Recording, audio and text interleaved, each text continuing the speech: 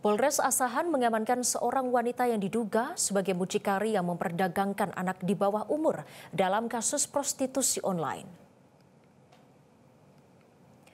Tersangka berinisial DS, 19 tahun, tertunduk lesu saat diamankan oleh unit pelayanan perempuan dan anak Polres Asahan karena terlibat kasus prostitusi online.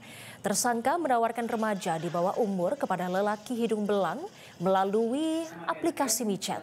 Untuk setiap transaksi, pelaku mendapatkan keuntungan sebesar Rp100.000 setiap jasa prostitusi yang ditawarkan.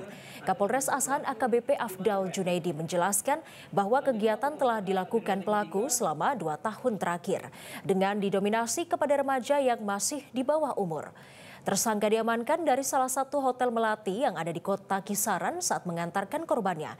Banyaknya pusat hiburan malam di kota Kisaran membuat bisnis prostitusi semakin marak dan kebanyakan remaja di bawah umur.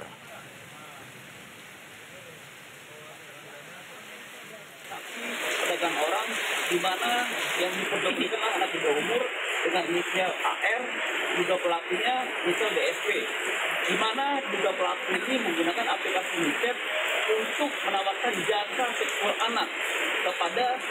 Jelajahi cara baru mendapatkan informasi. Download Metro TV Extend sekarang.